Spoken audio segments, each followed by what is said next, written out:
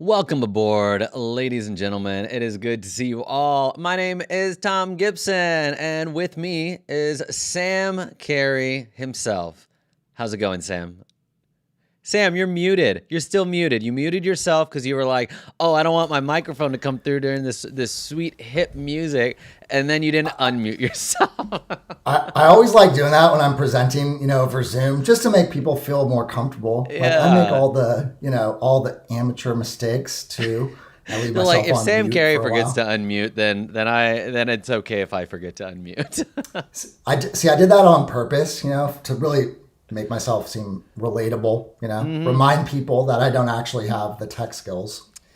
Well, it's good to see you, Sam. As we were getting ready, Sam was like running back and forth in his room, in his office, which you may be able to see. Let me make him full screen so you can see how impressive this all is. I know he spent a lot of time over the holiday break on.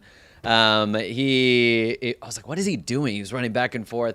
He was trying to match my Christmas lighting game, my holiday lighting game over here. Red. Exactly. I saw you got the red lights. I was like, oh man, I need the red lights too. Yeah. And right before I was like, Tom, do you have an ugly sweatshirt you can wear to this thing? So, one of the things that I love about the holidays, I'm definitely like a Christmas holiday person. I like that kind of stuff, but I love the ugly sweatshirt.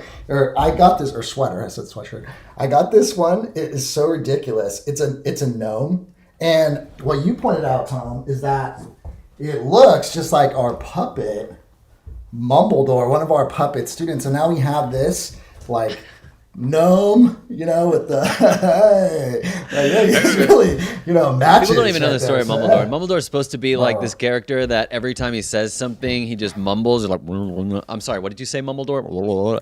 But we haven't actually implemented that idea in any of our videos yet.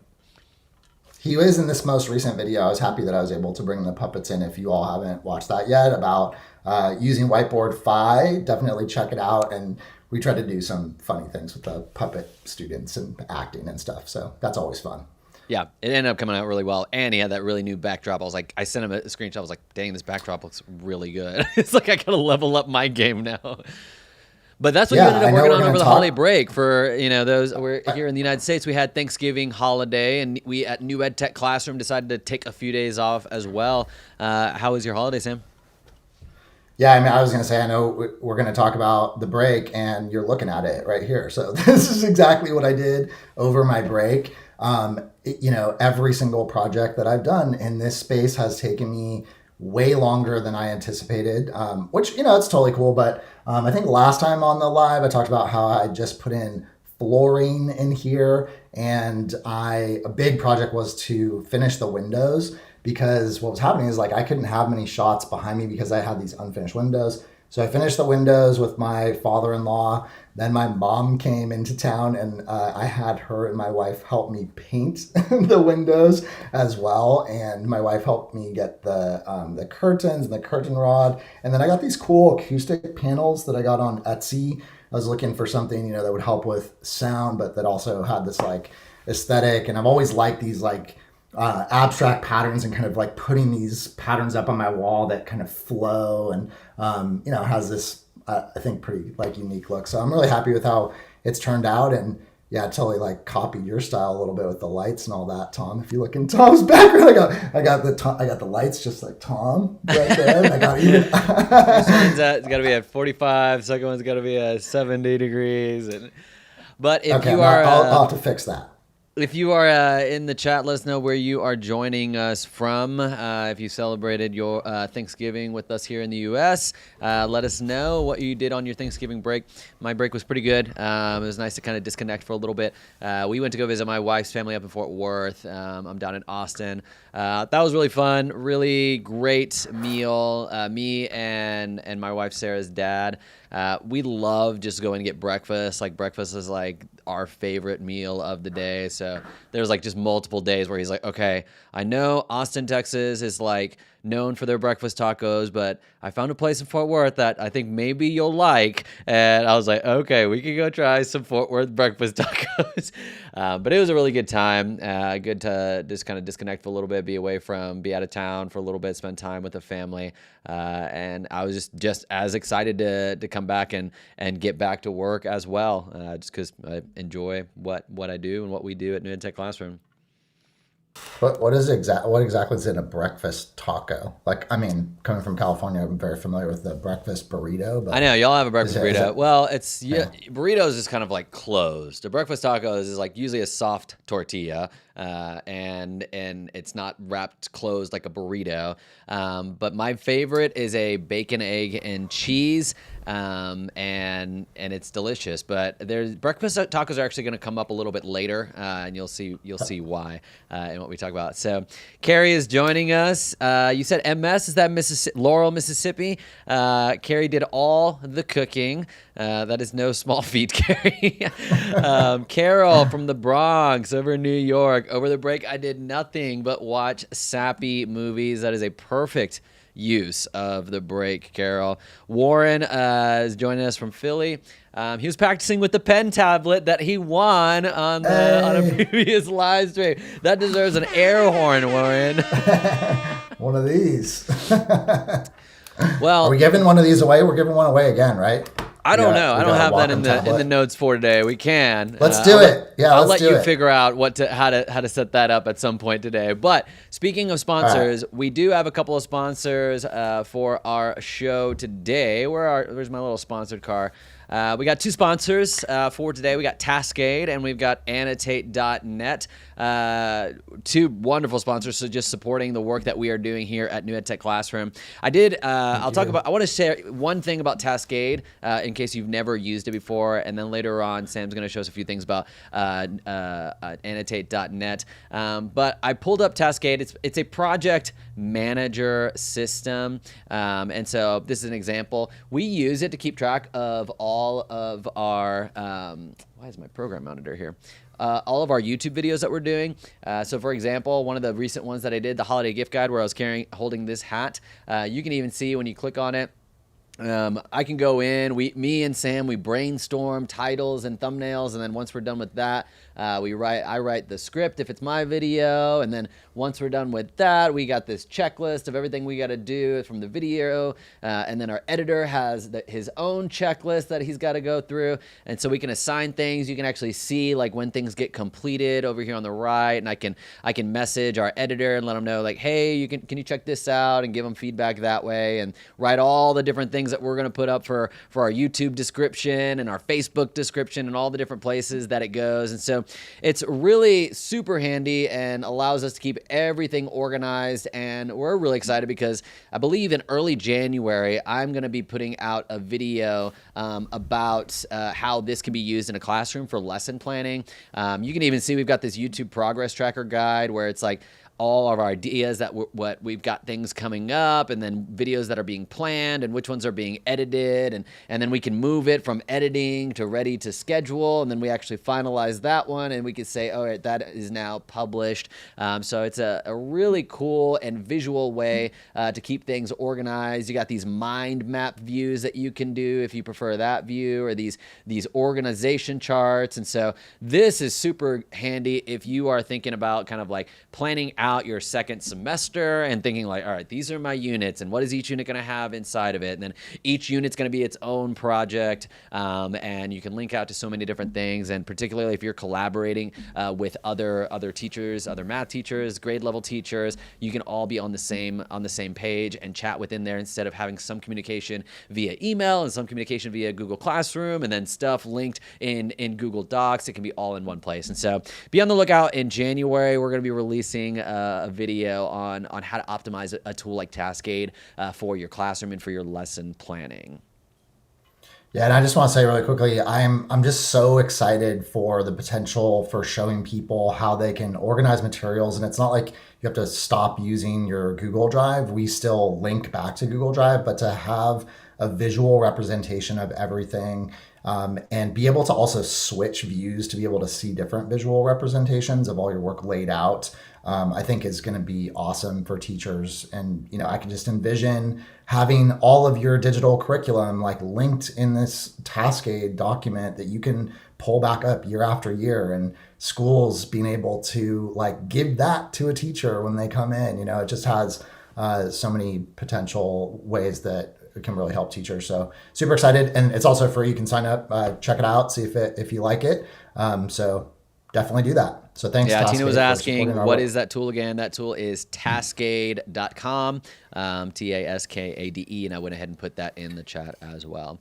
So the agenda for today, we've got a couple announcements. We're going to be announcing the winners. Well, first we're going to talk about the virtual scavenger hunt that we did. So even if you didn't participate, it's going to be fun. We're going to go through all the answers of what people had to do, our partnership with Texas Instruments, and we're going to be announcing all the three winners of that scavenger hunt.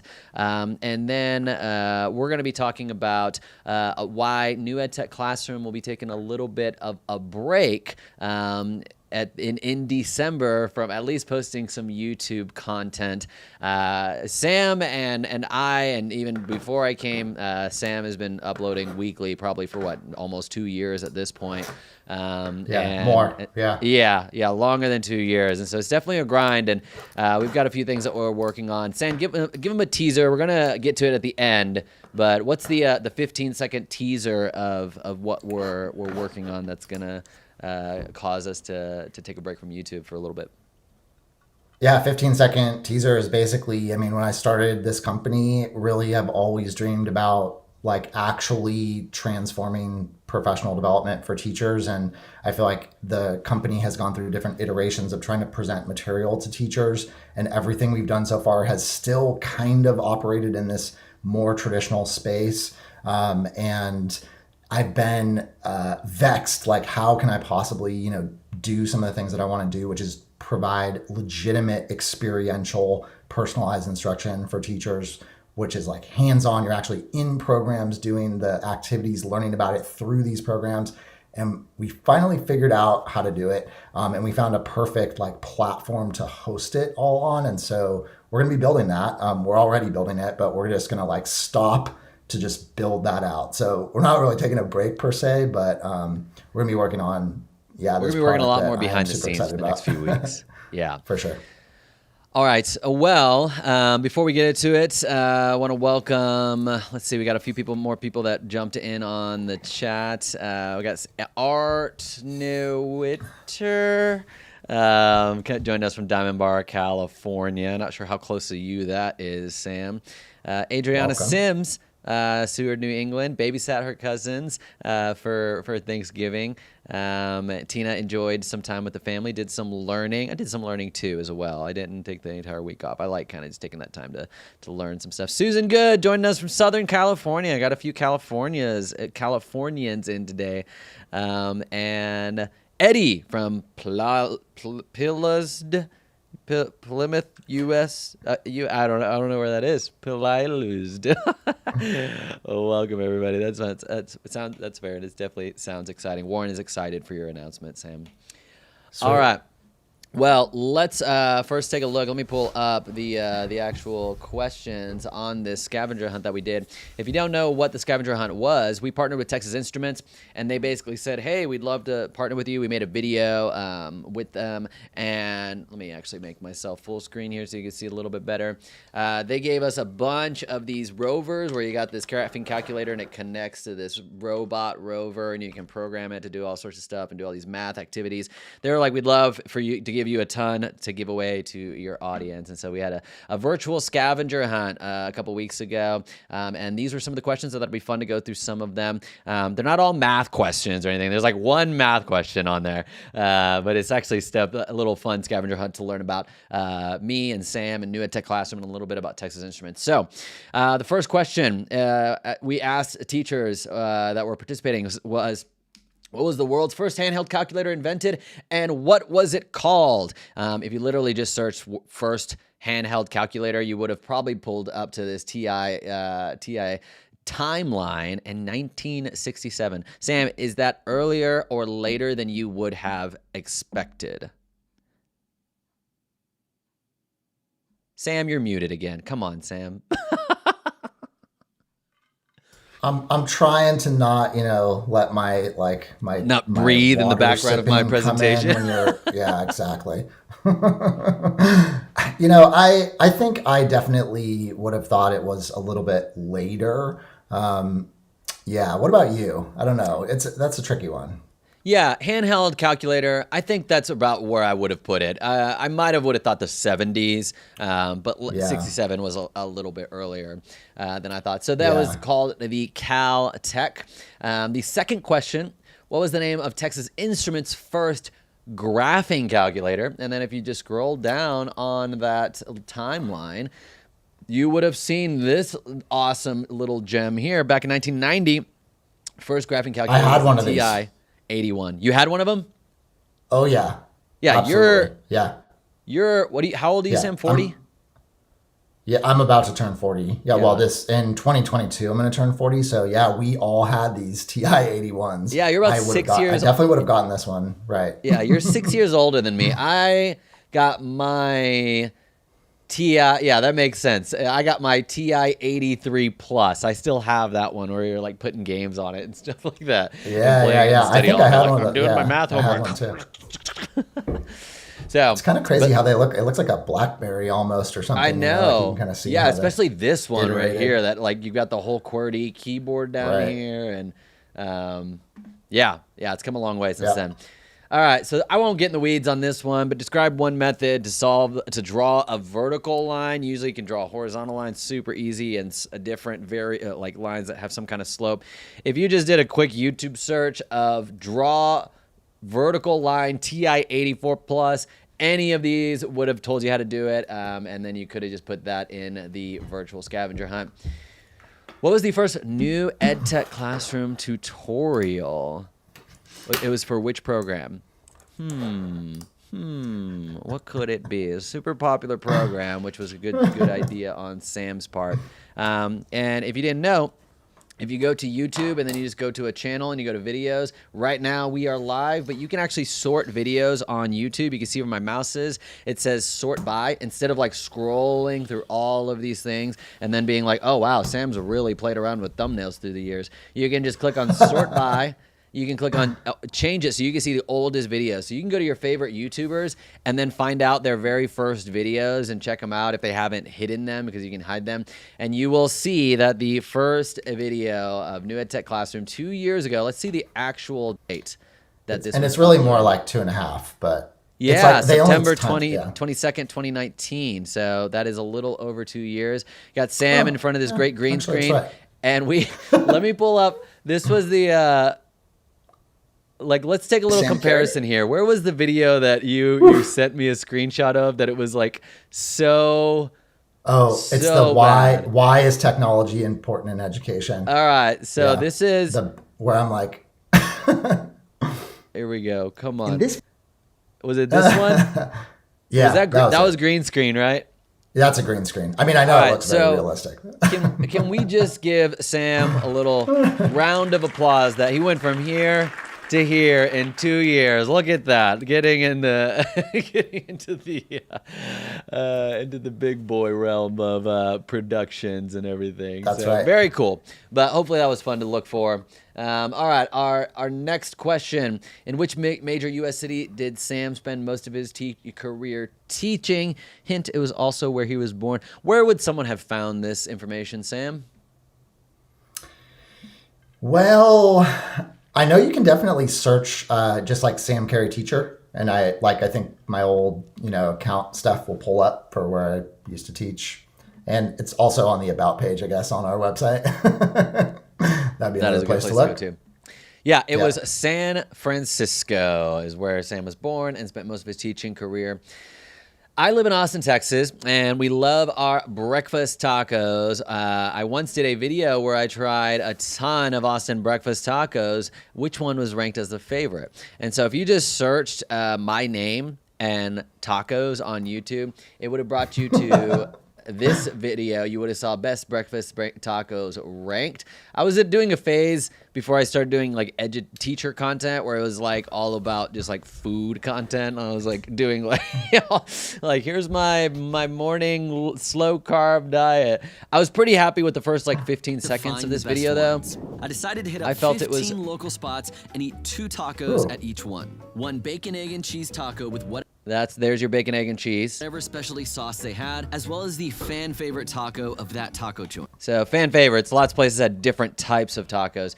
And so I kind of did a bunch of stuff with my friends. This video was way too long, but it was so much fun.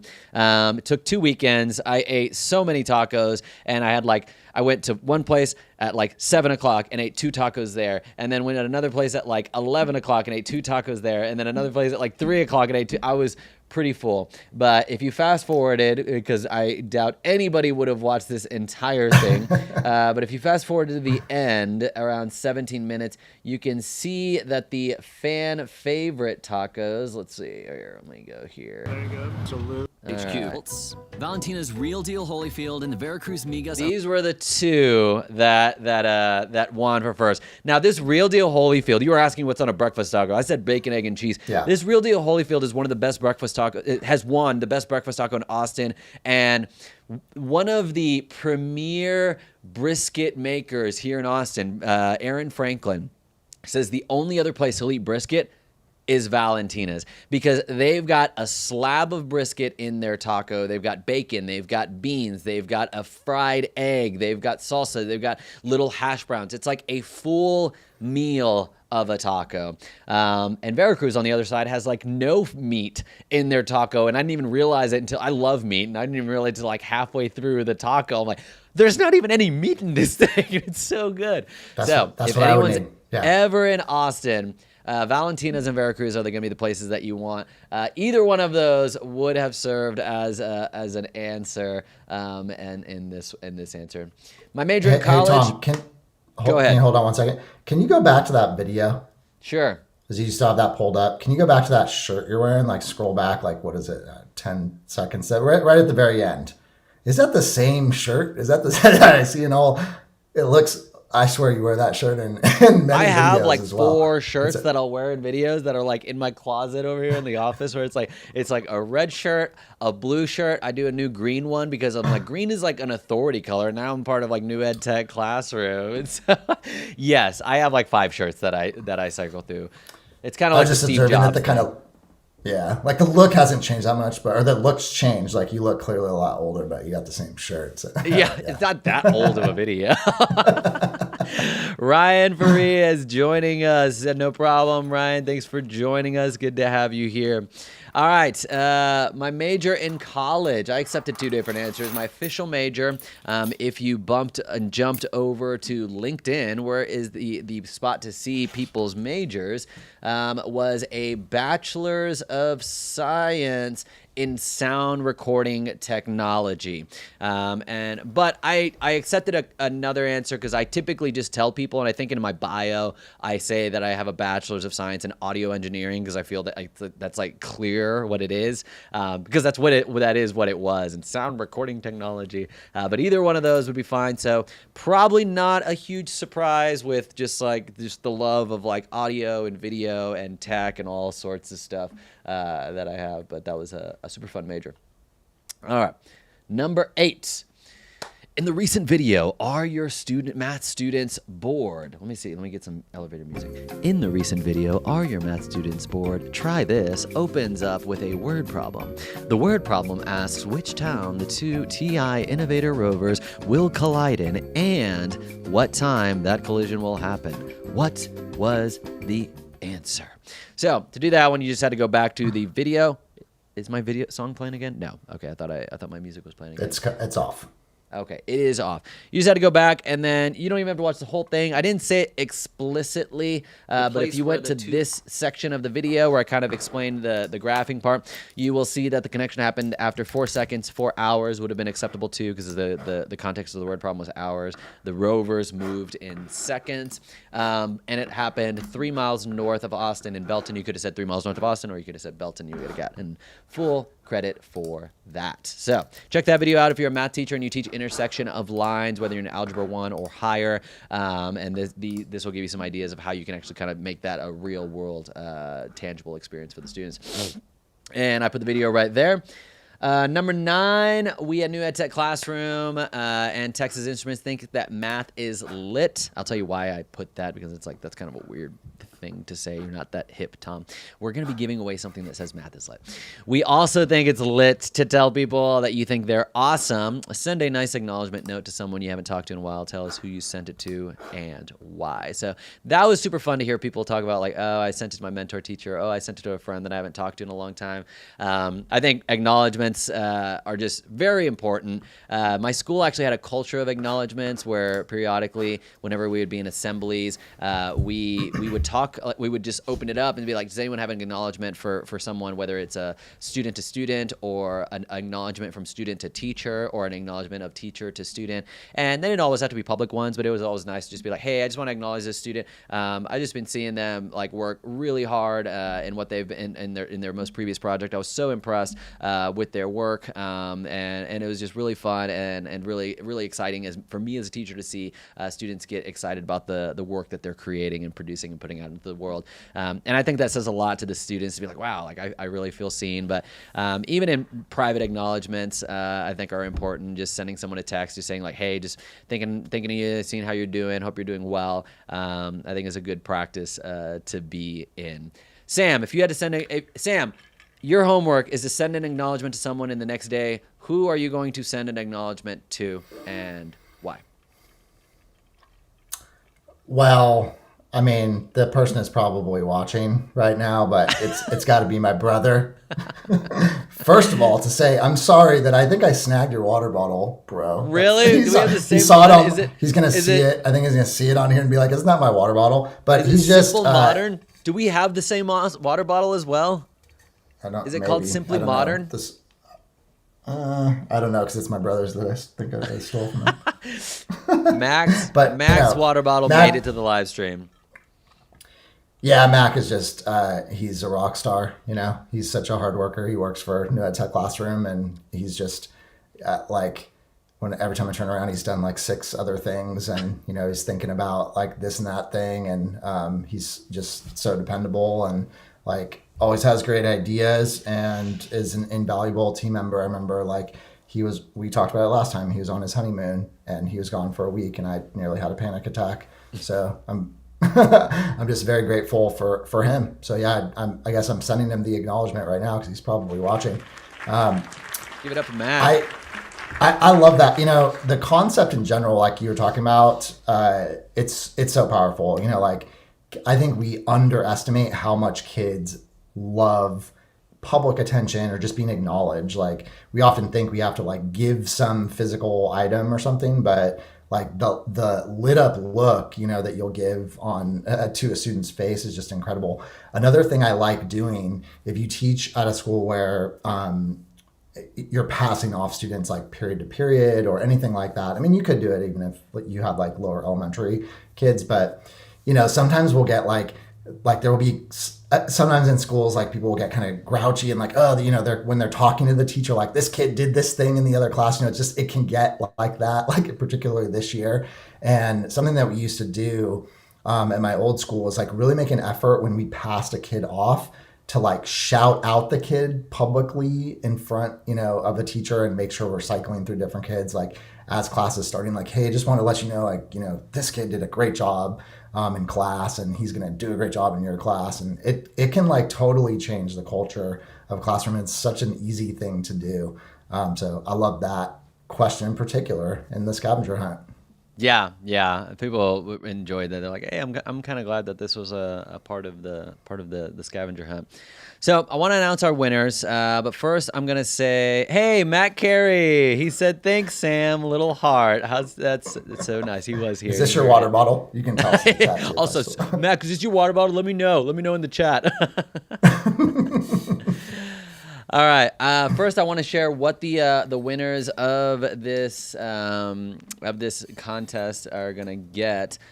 Here you can see this was the email that went out to everyone on our newsletter. If you're not a part of our newsletter, you just go to newedtechclassroom.com/newsletter, and maybe Sam can put that in the chat while I show this. But on this newsletter, you can see third place. They got basically 2 of these rover sets. They got 2 TI-84 plus CE Python. These are the newer ones that you can actually run Python on the calculator, programming language. 2 of the hubs, which are these little things on the inside that are kind of like these little breadboards.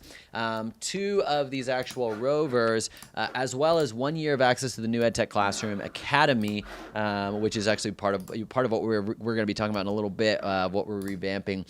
So that's about an $878 value. And so the very last question that I haven't shown yet, I asked teachers to record a 30-second or less video of yourself sharing a teaching tip on your social media platform of choice, because I did this because I really think it's important for teachers, even if they're not like trying to grow an online business or a YouTube channel or anything. I think it's important for teachers to share their practices with the teacher community, because the things my friend CJ Reynolds, he has this saying where he says, your ordinary is somebody else's extraordinary. The things that you do that are your everyday practices that are just so obvious to you that you're like, why would I even share this? Isn't it so obvious?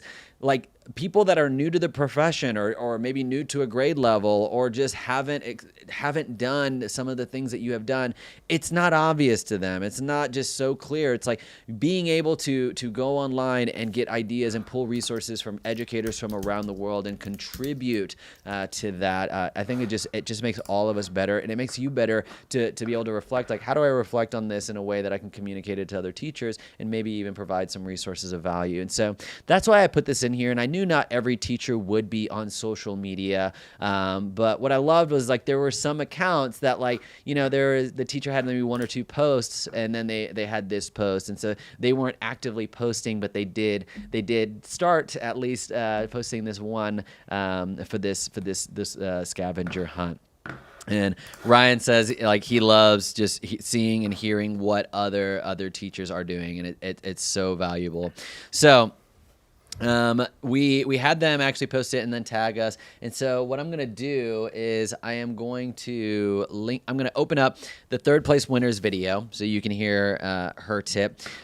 This future teacher actually reached out beforehand. She's like, is it okay if student teachers participate in this? And originally, because I had said, like, anyone that works in or at a school. And I asked Sam about it. And I was like, like, you're in the world of education, so, like, we'll go ahead and accept it. But let that be a lesson, like, because if she had just submitted it and didn't ask beforehand, I don't know if we would have approved it. But since she asked beforehand, I was like, yeah, go ahead. If you're not sure, just ask. Like, sometimes I'll just ask at a store, like, hey, do y'all have any discounts going on right now? And they'll just be like, I can give you this 15% off discount. Great, do it. No. And then if they say no, I'm like, okay, no problem. So if you want something or if you want to do something, just ask. So this teacher is a future middle school math teacher in Nebraska. She's currently a college student majoring in middle level education, and minoring in middle level mathematics. And let's see what her tip is. Oh, it's muted. Here we go. I just wanted to take a quick moment to share a teaching tip with you all. And that teaching tip is get to know your students. By getting to know your students, you will be able to build a positive relationship with each and every student. Well, how do you develop relationships with your students? One way is to find out what their interests are and to implement them into your classroom lessons, and to also attend school events that they participate in. Take care. So, Hi. Adriana, I loved that tip. Particularly, she had talked about, like, if you're wanting to get to know, develop those relationships, like, a little thing you do is just go to sporting events, which I didn't do very often because I'm like, all right, my evenings are mine. But when you do show up to a sporting event, like, the kids just love it. They're just like, Tom or Mr. Carey, I can't believe you came, or if you bring your wives or your husbands or your family members, they love it. And it's huge. It's such a simple way to build that relationship. So I love that she's already thinking about that even before she's even in the classroom. So Adriana, we're going to reach out to you and be sending you some of your middle school math. Like, this is going to be perfect for you, as well as information about the academy and what we'll do with that. Sam, did you want to say? I wasn't sure if you wanted to add something or if we want to go to second place. Yeah, I mean, love the tip. Couldn't agree more. The relationship building is the kind of thing that, like, doesn't necessarily have the immediate payoff, but it's the thing that down the road, when things are getting tough, that you can rely on. And I used to go to my students. I had some students that played football, and we would go to their practice and like go chat with their coach and stuff too. And that as well, like they'll see like, oh wait, he knows like the coach, and like they all like talk. So I love that as well, for just kind of like helping them see all the connections and ultimately see that like these are all people that care about them and are all like invested in their success. And I also just want to say, like, I feel like this Texas Instruments robotics video and this giveaway, I'm just so excited listening to you talk about it, because it's also this like realization of a vision of what we're trying to do here, that I'm coming from a humanities background and don't have as much experience with that, with robotics and coding and things like that. And so to be able to bring this to like what we're doing at New EdTech Classroom and show people how to use technology in lots of different ways. It's not always software per se. It's coding and, actually doing like hands-on type projects that you would do in a makerspace potentially, or math class. And the robotics project is just amazing for that. I had the opportunity to do robotics last year for the first time, and I'm working in that makerspace again this year. And I'm super excited actually to talk with you about it and watch your video again and be like, man, this is like some cool stuff. So yeah, if you haven't checked out that video, check that out and consider doing it. I mean, that's the kind of thing too that will completely change the culture in a classroom when you do those kinds of hands-on projects. So just want to shout out Texas Instruments again, and you as well for bringing that to the business and to the channel. It's really great. Yeah. And congratulations, Adriana. She is here with us. As she said, I'm glad you like my tip as well. So I'm glad you were able to join us on the live stream as well. And Carrie Johnkin talks about, she says she's a veteran teacher, and relationships are game changers. They're huge. They're everything. All right. So thank you, Adriana. Keep posting on social media as you're learning more and more. There's a lot to learn from upcoming and new teachers that have enthusiasm that sometimes you lose as you spend more and more years in the classroom. All right. So let's look at what second place is going to win.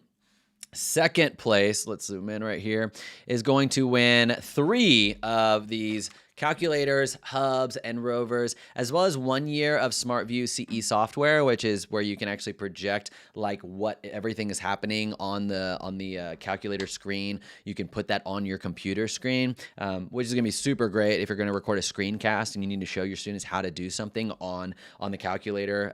That software is perfect for it, as opposed to just like kind of holding your phone over the calculator while you're trying to do it. And they'll also have 1 year access to the New EdTech Classroom Academy, which is all valued at $1,380. So second place is a high school math and science teacher out of North Carolina. So let's hear what this teacher has to say in her tip. This one was on TikTok. So my teaching tip would be to engage students, make sure that you're having fun with your content, because if you're not having fun, they're not having fun either. Love how short and sweet that is, and how true that is. That is Heather Edge. Like, I don't know how many times where I like had a lesson, I'm like, man, this lesson is gonna be so boring, and like 2 minutes in, I'm like, I should have trusted all of my instincts on this one. The more you make it fun for yourself, the better you're going to be serving not only your students but yourself as well, keeping things fresh and exciting in the classroom for you and for them. All right. Anything to add to that, Sam? I mean, that's the crux of everything, I think. You got to engage students in something that's interesting and relevant, and actually like asking yourself that question first.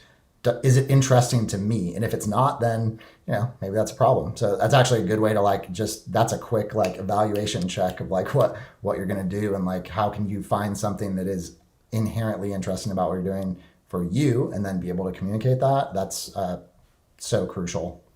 Yeah, and Heather's here too, so I'm glad that the winners are here on the live stream with us. So she said Awesome. thanks. Yeah, and I thought about that too, because like part of my journey in the classroom, like when I started making YouTube content, I was realizing like, man, I want to make a video this week, but I'm literally not doing anything interesting or exciting, And so it forced me to be like, what's something that like I'm not only going to have fun doing in the classroom, but it's going to make for a fun and interesting video, and it's going to be something that the kids really enjoy. So like back to like creating content for social media to share with other teachers, it makes you a better teacher. So, all right. Our first place winner. Let's see what first place is going to win first. Where is it? Here we go. All right. First place is going to win 4 TI-84 calculators, hubs, and rovers. So they're going to be able to do quite a bit, a couple groups of work with that. A year of the SmartView software, a year to the new EdTech Classroom Academy, and then the Math is Lit sign, the thing I was telling you about. Math is Lit. So TI... So this is like a really big sign. It looks kind of small. You can't really tell how big it is, but it is like this big. Like it's a big sign. I'm pretty jealous of the person that is getting this, because that looks, how awesome would that be to just have in your classroom? Like instead of like, it looks like a bar sign, like a neon bar sign. So first place winner. This was not rigged, but it went to a Texas teacher. Granted, this is a Texas Instruments, and I was hosting a lot of this, and I live in Austin, Texas. But first place based on points and based on how quickly they completed it went to a middle school teacher in Dallas, Texas. And let's see what this teacher's tip was. Also on TikTok. Excuse the terrible glare, but this is my quick teacher tip for the new EdTech Classroom giveaway. Build those relationships with your students. They will go above and beyond for you because you took the time to learn about them. Believe me, it makes a huge difference. Taking the time to learn about the students makes a huge difference. So another relationship focused tip, and I love like a lot of the beginning of the year stuff, just like asking kids, like just having. I had students actually fill out these little forms. So here's the activity that I did. I did the About Me presentation. And then I had students do like a quiz on me based on it. And my wife always, whenever I did it, was like, she's like, that's what Gilderoy Lockhart does in Harry Potter. And he's like the most pretentious, arrogant teacher ever. I'm like, no, but it's not like that, because afterwards, I have the students create a multiple choice questionnaire about themselves with 3 questions. And then they turn it into me. And then I actually take the quiz, and then I give it back to them, and they grade it and then tell me whether or not I got it right. And then they give it back so I can see whether I got it right. And so that was like my way of just kind of taking that time to get to know the kids and find their interest. Like, oh, you like Pokemon? Like, no way. Like I was into Pokemon when I was 12 years old. And I played Pokemon Red. Who's your favorite Pokemon? Like, what's your favorite evolution of Eevee, And what's your level on Pokemon Go? I stopped playing Pokemon Go, but at the time it was still really, really popular. So super great tip, Myra, from Texas. I don't know if Myra's here or not, but we will be reaching out to you and making sure you get your first place prizes. Like, I don't know how much it's going to cost to send that. Me and Sam were talking about like, how much is it going to cost to send this like huge neon light sign? But it's going to be awesome though. Yeah. And I've been thinking actually a lot about this idea of relationship building and getting people to, do work for you. And really that's the characteristic of a great leader. Very short anecdote here. I had this incredible opportunity over Thanksgiving. It's like something like totally surreal. My best friend from high school is an acclaimed rower. He holds a world record for open ocean rowing across the Atlantic Ocean and the Pacific to Hawaii. And my favorite podcaster is Rich Roll, and I've talked about before. I'm not sure if we're on the live show here, but in other places, how actually some of his shows really inspired me to do things like do the Ironman, to start a business, actually. And my friend, his name is Jason Caldwell, he was just interviewed on the Rich Roll podcast. And it was like these worlds colliding, like just two of the people that have really inspired me, the most in my life, like talking. And what's interesting is what Jason talks about characteristics of an amazing leader, and like how you get a group of people to do something is getting people to like really be bought into you and like wanting to work for you and do things for you. And that a key component of that is vulnerability, like making yourself, human, and like telling stories about yourself. And that's something that we can definitely do in the classroom. And I used to not do, I've talked about how I was like the guy that like did not smile. And I was always kind of like being like trying to be really structured and like rigid. But actually the management strategy that made us, much greater difference was like opening up and like talking about my life and sharing about, some of my vulnerabilities, some of the things you're told, like, maybe don't do that. And it's not like, I'm not trying to like be their friend, but like show them I'm a person. And another thing that's a really, I think, useful tip, especially for people that are bringing technology into the classroom to do creativity type work, is to model vulnerability by actually projecting like your screen and doing whatever thing you're asking them to do while they're doing it sometimes. Obviously you're not doing it the whole time, but kind of showing your own process and how you would do things and how you're messing up and stuff too.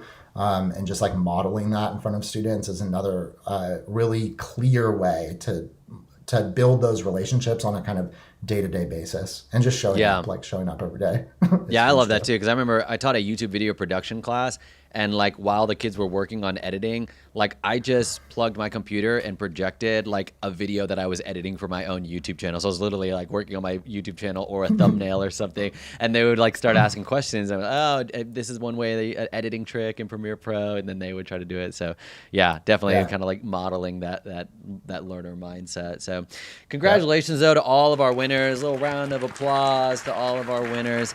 I really appreciate everyone. We really appreciate everyone to just participating, and really appreciate Texas Instruments for providing this opportunity to just give away a bunch of really cool stuff to help teachers just do some cool, meaningful work in their classroom. So, Sam, speaking of sponsors, could you tell us what annotate.net is? We talked about TaskAid. Annotate.net is going to be like a super great tool for teachers who haven't heard of it yet. So I can actually, if you want to screen share, or I can. I can screen share here.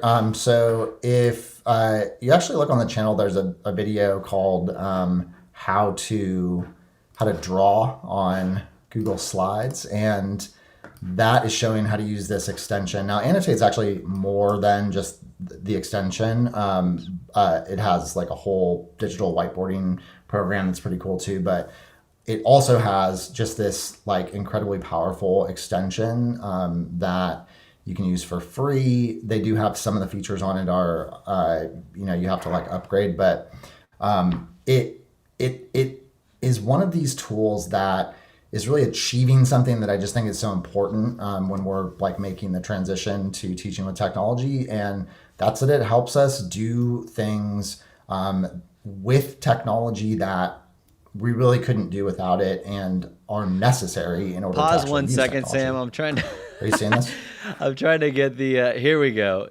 Screen now share. we're back Now on. you Okay. can. Now we're both there. Okay. Thanks, now you can Tom. go ahead. Okay, it's okay. All right, yeah, no problem. Okay, so if you may have seen this, I show this a lot because I like showing this. But if you're presenting right in front of students and teaching, or you're having them work on a web page. This just allows you to take a web page and we can have students like make an inference about like what words mean. You can set these up essentially with, prompts and things like that you're going to have students go through and, like identify an unknown word or something like that. So just this ability to like turn anything that's in a Chrome browser into something that you can draw on. And the thing that is so amazing about this is that they are sticky annotations. Like, so you scroll up and down and they're there. It works on like present mode in Google Slides. It works on everything pretty much that you can open up in a Chrome browser. So it's amazing.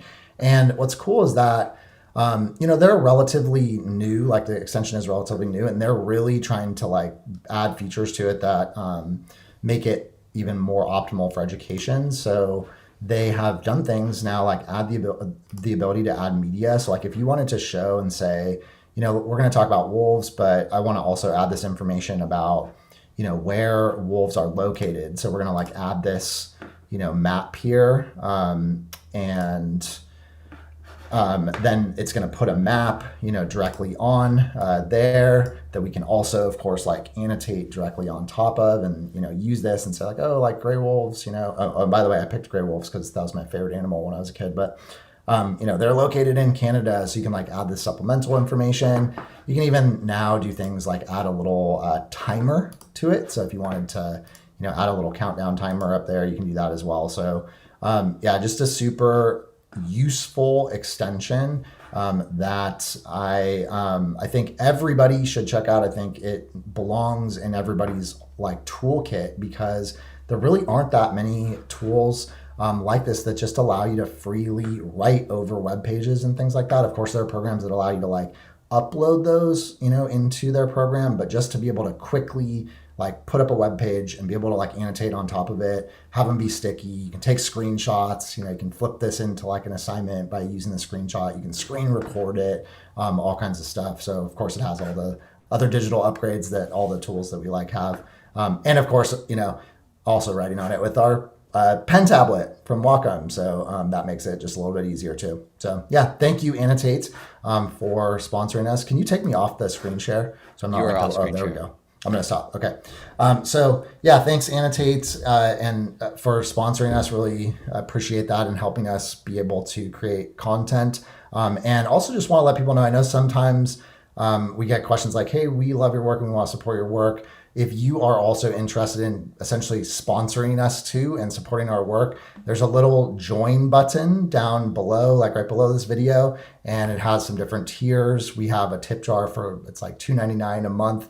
And if you have the capability, the ability to do that and you find our work helpful, we would greatly appreciate it if you would consider becoming our part of our support network, our sponsor group of teachers as well, and help us support, continue to do the work that we're doing and be able to make more content and all of that. So if that's something that inspires you, that would be great as well. So Becoming a channel thank member. you to our sponsors. Like Thank you to our when we started channel this members. live stream too, like I got a little notification that said Megan Lawless just became a member, which was like super cool. Yeah. And I was like, all right. So we really appreciate the support, Megan, and anyone else that is able to become a channel member.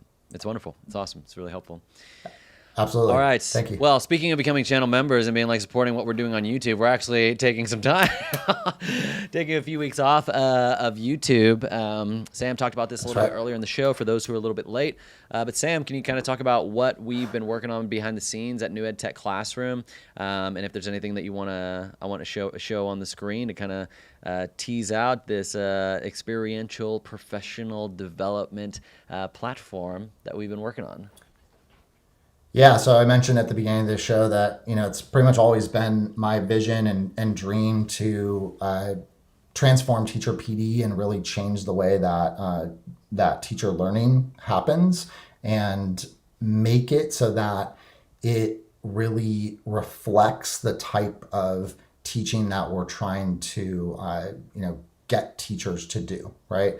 And so often PD does not do that. We're asking teachers to use these instructional models, but the way we're teaching them how to do that is through this like lecture, sit and listen model. And even in some ways, a YouTube video is still this kind of passive experience, right? You're still watching something.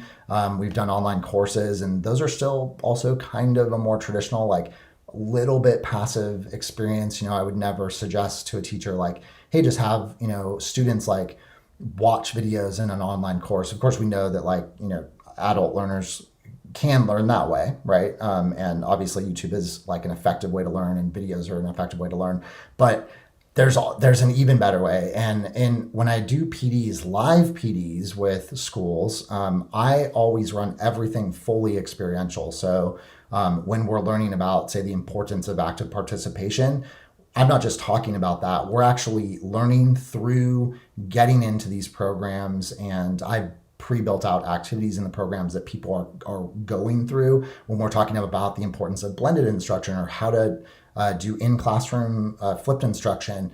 We're actually doing that. So I'm like creating these self-paced assignments for teachers and breaking them up into groups and having them actually get in and try these different activities so that they can see for themselves what it's like and then reflect on some of the teacher moves that were made. And I've just found that it's so much more effective for actually moving practice. And so I've really been kind of banging my head against the wall for a long time, trying to figure out how we could do this, how we could actually bring this kind of model of experiential and personalized learning to teachers. And we made an attempt. So we do have an academy that has online courses, but as it's kind of unfolded, we've also realized that it's doing still a lot of the kind of traditional things that we're trying to break away from. And for a long time, I thought like, we're gonna have to like design our own software here or something, which, we can't afford to do right now.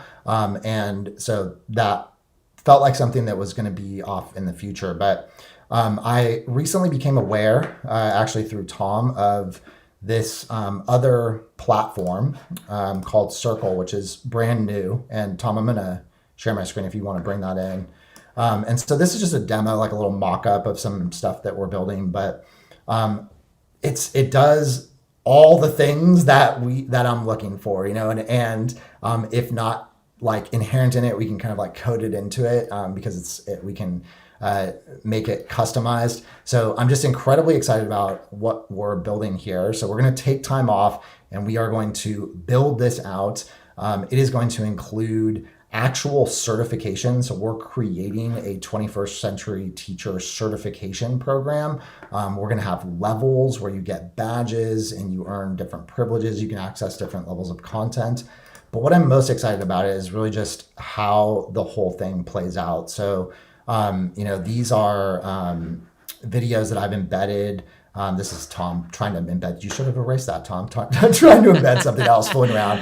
I was like, whoops. Embedded. It's okay. These are these are some instructional videos that I've made. This is content nobody's seen before. That we've made interactive through H5P. It's just all in one location with the ability to comment, add multimedia beneath, so we can have these like robust conversations directly here. And then we're also using it as a way to like directly embed activities to give people these experiential learning experiences. So rather than just like talking about what the TPAC model is, it's building out these different activities where you actually get to experience it and try different things out and then reflect on it. Like, what was that like? So that you can understand what it is that we're talking about, on a conceptual level. So, embedding things like Padlets directly in here with drag and drop activities, things like that. And let's see, I think even, do I have one here? I don't have that here, but we can, I'm embedding Nearpods that I'm building as a way to teach people about active participation, stuff like that. And then we're also working on building these like archive of these nuts and bolts tutorials using a program that I love, IORAD, to really just give people this clear instruction to help people understand how to use these programs. So this is also something I'm really excited about, just how we're building this out with, just this instructions. I know it's like kind of on a funky view right there. Hold on, sorry. That's just walking people through. So, when people have questions about like these different apps and things like that, that we can just answer with these like very clear cut step-by-step instructional tutorials. What you can't hear is there's also like, we can talk over them and give instruction about what it is that you're going to do. So we're going to have this like very nuts and bolts kind of element to it. The community element to share with some actual like stakes involved, where you have to, like show that you have met certain learning objectives to be able to like level up and get actual certifications in the community, and have that all be taking place through these experiential activities where we're actually creating the activities in those programs. So super excited about that. I think we have like a landing page up right now that's describing a little bit of it. If you're able to pull that up, Tom, that kind of breaks down a little bit of some of the features of it. So you all can check that out if you're interested, but also just stay tuned. Good way to hear about it as well as just to be on our newsletter. So I dropped that in the chat as well. It's techclassroom.com/newsletter. But if you're interested, check that out. I don't know if did I lose you, Tom? No, I'm here. I was just trying to pull up I can't remember exactly where the landing page was. This was for the wait list. But I know it's not exactly. So if you could send me the link, I could pull that up and share it. Or if you want to pull it up, you can screen share. But while Sam finds that, what I like about it is like, it's going to be like when we had like what we had with the Academy previously. It was like me and Sam had both created online courses, and so we gave access to everyone that was a part of the Academy to those online courses and that learning. But there wasn't like direction and like a through line that said like, okay, if you want to learn about, first learn about this and then learn about this. It was kind of like a few just kind of random different things that if you're interested in a class jobs, or if you're interested in the TPAC model of teaching with technology, or if you're interested with, integrating your technology at the beginning of the year, this creates that structure. So you're not like joining this academy and you're like, well, what do I do now? I mean, maybe I'll take this course, or maybe I'll take that course, and it's all like in one place. And so you're talking to other teachers that are going through this with you. And I love how experiential it is, because I was just going through what Sam had already put together, like, putting like a little Padlet that showed a picture of what you were learning, and then like doing these drag and drop words, and like thinking about the content in a lot of different ways. And it was so much more fun, and like I've done a lot of online courses where it's like, they're very, the hardest ones to get through are just like, you're just reading text and then you're saying next, and you're practically just going through a slideshow, and everything's just so text-based. And if it's like a video, it's just like someone reading over a PowerPoint. And so we're really working to just make this as engaging and interesting and structured and helpful to help teachers become the 21st century teacher that they want to be.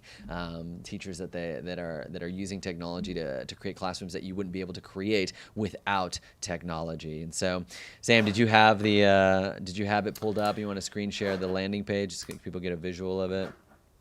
Yeah, so actually what it is that this is if you go to 20, we are just starting to put some of the stuff up because we're not actually going to be launching it for a little bit, but it's newedtechclassroom.com/21st century teacher. If you do join the wait list for it, then it pulls this up where you can get a little bit of a better sense of some of the different things that we're going to have, like the badging and leveled certifications that we're going to be offering, and fully experiential learning. So I am just like incredibly excited. I'm scared to stop doing YouTube for a little bit. I haven't not made a YouTube video in over 2 years, every week doing something on YouTube. But also I think really important for us to just stop and be able to like put all of our effort and energy into doing this, so that we can build something that I think has the potential to really change the way that teachers learn how to use technology in a truly meaningful way that actually changes practice. And so, that's the ultimate mission of what we're doing, and very excited about it. So excited to share more about it with everybody. Yeah. And, Lisa Shaw was asking, where's that information? Once you put your email in, it'll take you to that confirmation page that kind of shows a few more of the things. So yeah, we're super stoked. And so Thank you to everybody. We had a lot going on with this slideshow. I'm gonna reach out to the folks that won from the Texas Instrument activity and scavenger hunt. Excited to send all that out to y'all as soon as possible. And if anyone wants to sign up to stay on the wait list or to be on the wait list to hear, be the first ones to hear about 21st Century Teacher and when you'll be able to be a part of that experience, we put the link in the chat as well. So happy holidays to everyone. I think Sam might be putting a video out next week, possibly, maybe not. But the rest of yeah. Wear your ugly sweater, everyone. This one's worth the wait. And I actually you have your puppet that looks like yours. I have a pizza pillow that kind of looks like this. So happy holidays to everybody. Happy holidays. We'll still be active you can still connect with us on Twitter and Instagram and everything if you just want to say hi or tag us with a teaching tip that you post. And so or an ugly sweater. Yeah, take a picture of your ugly sweater and then tag us and say like, Tom, Sam, your ugly sweater has got nothing on my ugly sweater. So. All right, well, we'll be in touch. Thanks so much for joining us today. See you next time, everybody.